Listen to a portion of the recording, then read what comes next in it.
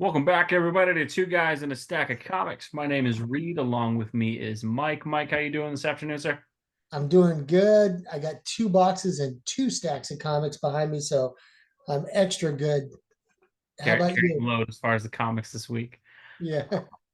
Well, Mike and I wanted to talk a little bit about obviously this year, 2024. It's a bit of a lighter year in terms of superhero content, in terms of movies. Typically, we've seen the MCU have 3 or 4 releases. This year looks like we're just getting one. DC, I believe, has no releases this year. And we're not even going to talk about what Sony's doing with stuff like Madam Web because I think we would rather just pretend that doesn't exist. Uh, but Deadpool and Wolverine trailer came out during the Super Bowl. It has been the most watched trailer of any trailer of all time. I don't know what that exactly means in terms of will that actually mean box office success or not? Who knows? But we just want to talk a little bit of our thoughts about the trailer, but then largely just about the X-Men and how they could get integrated into the MCU and whether we think that'll kind of change the trend of what the MCU is doing. And that I think even the most hardcore biased Disney Marvel fan would have to admit that at this point, the MCU is maybe not on life support, but it's certainly not looking great in terms of how they're doing. So, I, I think I think this movie has a good chance at being a blockbuster. When does it come out? I think it's July. That one actually said. Perfect, right? Perfect timing. Um, Everybody loves Wolverine. Everybody loves Deadpool. You really can't go wrong. Well, you could, but we've seen them. We've seen them muff it up We've before. seen Disney But find some ways here at the MCU to go wrong for sure. yeah, but I mean, from the trailer, it looks pretty cool, and you got the TVA in there, which kind of loops in the Disneyfied How do you bring MCU. Deadpool over? Yeah, Yeah, and so the TVA is pretty ominous in this one, right? And Deadpool is great. He's got a great pull for the audience, and anybody who was on the sidelines will definitely go to see Wolverine because is Hugh Jackman gonna Hugh do? Jackman's back. Yes, Oh, I mean, you can't go wrong. You got Ryan Reynolds, you got Hugh Jackman. The only thing you could go wrong is if the script was bad. So hold your breath and cross your fingers, and um, hopefully all goes well. It looked really fun. I was into it, and I was like, what's going to happen? Wait, what's going on? yeah. And the trailer really pulled you in. But DC famously pulled me into many a trailer. DC was excellent at cutting a trailer, and then the movie Eh, wouldn't exactly. Yeah, yeah, I think first MCU trailer I've seen really since Spider-Man, where I was like, man, when does that come out? Like, I can't wait to see that. The other ones, it's been more like, yeah, I guess, but not exactly excited.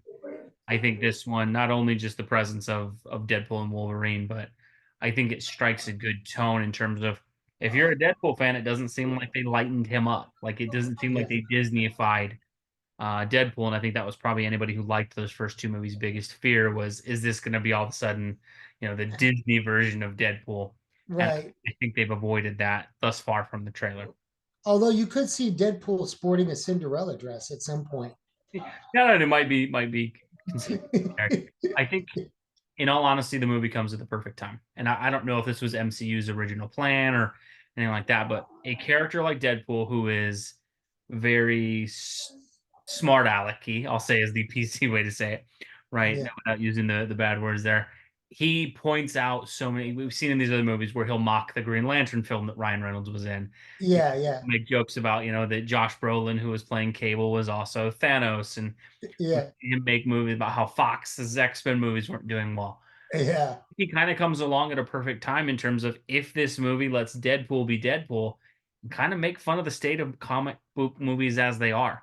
He may be able to point out some of the things that aren't working as good. And I don't know if Disney will let them do that, but I think that would be interesting. And I think Deadpool is a character, especially with the whole fourth wall breaking thing, might Yeah, he might be able to he poke fun kind at of pulled. things What that was the thing in the trailer? He said these pogo sticks. I don't know if yeah, yeah, no, it's not new for me, but it's new for Disney, right? Yeah. So yeah, yeah, seen some of that. I yeah, think I think it will be interesting to see what they do with it. My only concern with this is, um, well, I think this movie will work, and I do think this will be a blockbuster. I do wonder in terms of integrating the X-Men into the Fox universe or the Marvel universe, how well Formerly Fox, now Marvel. in that, It's been absorbed like the Borg. yeah, they just Disney is the Borg. I don't know if you're any Star Trek fans out absolutely. there. Yeah, right. That's a good analogy. Resistance is futile. We have endless of buckets of cash. And I think it comes along the right time. I think the big thing I would say is, well, I am really happy to see Hugh Jackman again, and Yeah, Wolverine's my favorite Marvel character. It's so cool to see. He looks like the original costume in the trailer. He also they show him in the casino when he's wearing like the patch outfit. I think yeah. that's great. My worry is for the long term, in that I don't think Hugh Jackman's got a decade of movies in him as Wolverine. And so the No, whole but thing is you could use this as a springboard. you Like, could use it as a springboard. Logan could ride off into the Disney-fied sunset. I think the And, problem that they're gonna have though, Disney is out of character. Marvel. I'm just gonna call them Disney because that's what it is. Disney is out of characters in terms of the MCU right now. Tony Stark is dead. You got rid of Steve Rogers. T'Challa tragically was written out because of what happened with Bozeman.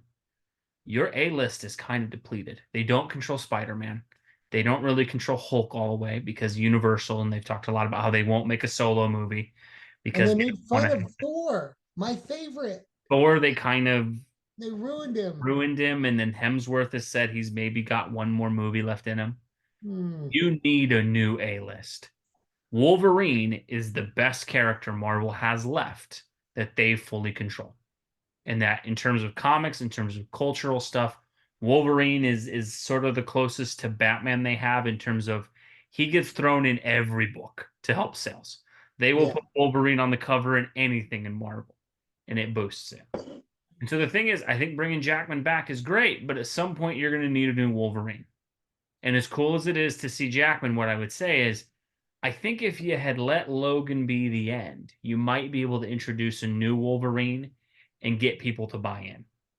I think the yeah. problem is once you bring Jackman back and you put him in the classic costume and you put him in the patch outfit and it looks like he's in Madripoor and stuff like that, when you're bringing the classic comic elements, as great as it is to see that, and I am so thrilled we're finally getting to see it, I do worry for long term that new Wolverine, I don't think they can possibly say we're just done with Wolverine because they need characters. If they do that, I think it's a huge mistake. But if you're the new actor, man, the best thing for you with Jackman is some distance between Jackman and now. You're putting him in now. I would not want to be the guy who has to follow up. And so Yeah, it seems like a short-term fix that might hurt them long term. I could see that. I could see that.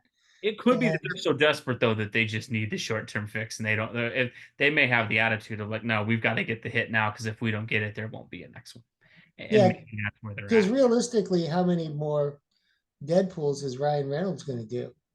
You know, I mean, he's in his mid 40s. Jackman's in his mid 50s. I mean, let's be honest, we're probably getting 2 or 3 movies out of these guys at most, if that. I don't know if they wanted to push it. They have stuntmen who could, you know, Good. put on the costume.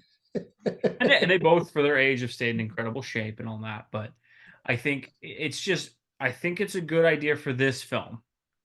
I think larger though, and this is where I'm always amazed at Disney and what they did, and I think it's the arrogance of what they did after Endgame. You had the rights to Fantastic Four and the X-Men. After Tony Stark died, you needed hits. That they Yeah, decided we're going Shang-Chi and we're going the Eternals and the Marvels. mm. I just don't understand the logic in that. And it seems like a strategy that was doomed to fail. And look, there's other reasons those movies have bombed in I terms think of the writing being bad. But just the idea that you'd be like, we're done with Iron Man. We can put the X-Men on the bench for a decade. I think I they don't know what thought you they think. had the endless milking cow, and and they just ran out of milk there. But they didn't know it. They just thought. they could keep mining the that anything could be a hit. Hey, they pulled Guardians of the Galaxy, Yeah. out of It kind nowhere, of and that feels was, like they thought we pulled the rabbit out of the hat before. or the I raccoon yeah, out of the hat. the big thing that I think they messed up on. Um, I understand completely them wanting to take risks and believe as a guy who likes some obscure comic book characters, I'm really thrilled that they tried some of them, but you can't try it all at the same time. And that was the big mistake they made in that like you have this massive thing happen with Endgame, and then you written out Cap and Tony, who your main narrative was around. They should have just rallied the characters, and there should have been an Avengers movie already with Rhodey and Hulk and all the characters who were left. Instead, like they tried a lot of these characters that they don't even seem committed to. And like what's interesting is like, okay, Shang-Chi was 2 or 3 years ago was his first movie. There's no sequel. The sequel's been announced. It's not in development. It's not filming. He hasn't been seen since. And you go back to how the MCU used to work. When they knew a character worked, like you'd see that every year. End credit scene, something. Shang-Chi, Moon Knight, the Eternals, all these characters they tried to push, there doesn't seem to be any even plans from them. And it's like No, if you were they, committed to them, you had to give them more than one chance to work. But they you ran seem like you they, were. they ran into the proverbial wall Yeah. that nobody in these movie companies really, I don't think, saw coming, except for DC, I guess could have, but they ran into that wall where there was either fan fatigue, or you really, to put out these blockbusters, you've got to, you know you've got to have an A-lister like Hugh Jackman and Wolverine playing Wolverine, Yeah. or you've got to have top-notch talent like portraying these roles. And then when you put in somebody new, the hardcore fans will go see it, but the general pop What I uh, think won't pay as much attention. That's why I think that kind of the Marvels kind of failed. I Well, think I the think the reason Eternals. a lot of these failed, um, and it's not the most popular thing to say with people, and I hate how divided everything's become. That everything becomes like a cultural battle. But what I think happened with Disney, I think they got greedy in terms of the fact that look, there are absolutely 100% female comic book fans. They exist, they do. But we have to be honest and say that 75% at least are males and 25% are probably females. And there's nothing wrong with that. That's great that there are female fans. I think it's great that you want to put greater female representation on screens. But what Disney decided to do is with like every project, every single one of them is going to be like almost female focused. And the thing is, it's one thing if you write incredibly great movies that have that focus, it can work. But you can't write bad movies and then decide we're going to try to push the male characters to the side when the majority of your audience, whether people like to admit that or not, is male. Right? It's just Yeah, you're can't do kind that. of writing out 75% of your audience in a way. But it was cool to see some of those, like Black Widow. Yeah, no, I think the problem they It had is was cool to see some of those characters like take the front stage. And where I think this, X-Men, you know, if this Wolverine Deadpool movie could be a springboard for the X-Men, they could bring back a team again which has some strong female leads, and it would be good. yeah, I Like think that's the thing Storm. is what surprises me so much is they went with the Eternals and the Marvels and stuff like that is like, look, Disney has very much made it clear they want to push some greater diversity in things, and I don't think any of that's a bad aim. But you have to pick the characters that will do that that people love. And it's like, man, if you were sitting on the X-Men, you want to talk about a brand that will do everything that they say they want to do, but will still be in alignment with fans. And that you talk about The having X-Men. characters: Storm, Jean Grey, Emma Frost, Jubilee, Psylocke. I mean, you go through the roster of X-Men. There are 20 great female characters. There's also a ton of great male characters. There's characters with different abilities. You have so much diversity of people in the X-Men that fits naturally with the story, where you don't even have to change or manipulate things to go a certain way. And that one of the things I think Disney's made some huge mistakes on in this phase 4, 5, whatever they're doing now, is you're changing the comic book stuff. You're not making it better. You're just changing it to change it. And then you're basically telling people, yeah, we don't care about the comics. We didn't read the comics. We don't But really just care if you like the comics. We did what we want to do. just And buy a ticket, please. Go see yeah, it. it's almost to me, and I think I've used this analogy on some things before, but like, me and you always talk sports. I can't stand the Packers. This would be like if someone hired me to be the general manager of the Packers, and in my interview, I was like, I don't watch their games. I hate the team. I don't like Yeah, I don't like your past. I don't like your history. I you're don't like hired. your fans. And I want to make sure I tell the fans I don't really like you. I don't like your history. I don't like what you stand for. I want to change everything that you are. And I want to write stories that don't make you happy because I want to write the story I want to write. And then Yeah, the Packers go, yes, that's brilliant. Let's hire this guy. yeah, you're That would hired. be one of the dumbest decisions you could ever make. And yet, especially in these superhero movies lately, you hear some of these directors and they're like, "No, I don't like the comics. I didn't read them. I don't want to read them. I'm not a fan." Or It's crazy, right? I think even something that like that, what was it, Echo that came out, the show, and I know you kind of ended up liking that one. I wasn't as big a fan, but like what cracked me up was I saw some of the behind the scenes stuff, and the person writing it's like, well, I didn't read any of the comic books, and quite frankly, I thought her powers in the comic books were stupid, and so we just decided to What? change it. And it's like, why would you say? Because here's the thing: it's one thing for you to think that, Yeah. it's another for you to actually state that in an interview. And that like most folks, when you're trying to pitch yourself as like, let's earn some fans, you're at least going to pay lip service to it and be, Yeah.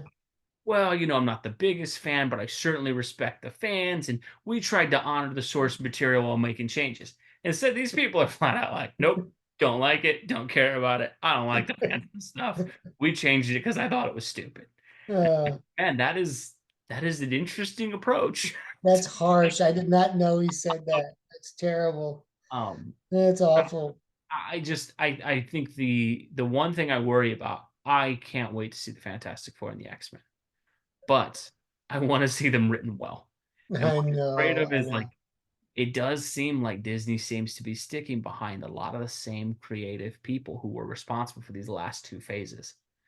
And it's like, look, better characters only work if they're written well. As comic book fans, me and you both know this in terms of Batman is always a great character, but he's had some awful issues because when you get a bad writer writing Batman, it can be just as bad a comic book as anybody else. Yeah. You think Yeah. you've probably seen that with The Flash. And so I just hope, while I'm really excited for this movie, I don't know that X-Men and Fantastic Four can save the MCU because if you're not going to hire better writers, it's not going to make a difference. And I Well, think that's cross your fingers on this one. I'm really hoping that it's a good one because everyone needs to go see a good comic book movie in the summer. yeah. Hopefully it will be well. What did you let us know below what you guys thought? What do you think of the Deadpool and Wolverine trailer? Do you think this can get some momentum going positive with your comic book films? Do you think the X-Men and the Fantastic Four can kind of save the MCU with where it's at? I know superhero fatigue has been a big thing people have talked about. I honestly don't think we have superhero fatigue. I think we have bad writing fatigue. I think we've got bad movie fatigue. I think well-written superhero movies will get people back in the theaters, but you've got to write them well. But as always, let us know below what you think.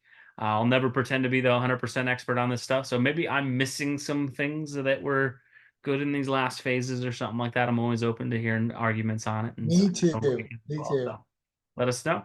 But thanks as always for watching. We will catch you in our next video.